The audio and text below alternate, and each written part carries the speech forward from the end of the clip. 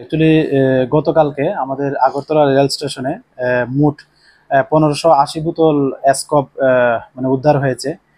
Actually এটা যে বদরপুর মানে দেওঘর এক্সপ্রেস, যেটা দেওঘর থেকে আসে আমাদের আগরতলা রেল স্টেশনে, যার ট্রেন নাম্বার 15625। তো এটাতে যখন আমাদের আগরতলা রেল স্টেশনে আসে, তো এটা তল্লাশি চালিয়ে এই বোতলগুলা মানে উদ্ধার করা হয়।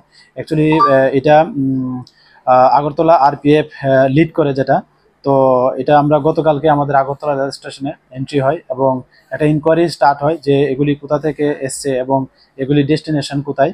তো এগুলি আমরা দেখছি।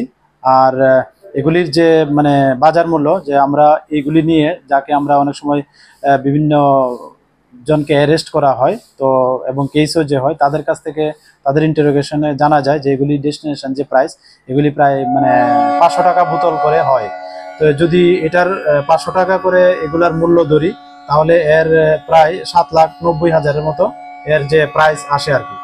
তো আমরা দেখছি এটার সঙ্গে কে বা কারা যুক্ত আছে। আমরা অবশ্যই এগুলি ভেরিফাই করে এবং ইনকোয়ারি করে, এবং যদি আমরা কারোর এগেনস্টে কোনো কমপ্লাই, অবশ্যই তাদের লফুল অ্যাকশন নেব তাদের এগেনস্টে। তাদের সাথে কি কারো পাওয়া গেছে না? না, এখনো পর্যন্ত পাওয়া যায়নি। এগুলা মানে কোথায় আসছিল না না, এগুলি অ্যাকচুয়ালি আসছিল, তো এই ট্রেনটা তো অ্যাকচুয়ালি দেওঘর থেকে আসে।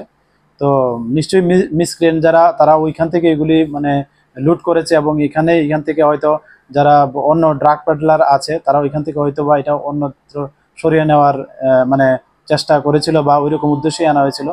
তো যদিও আমাদের যে আরপিএফ এর এবং জিআরপি যে তল্লাশি শুরু করে, তখনই নিশ্চয়ই তাদের তৎপরতা তারাও এখান থেকে হয়তো বা গাটা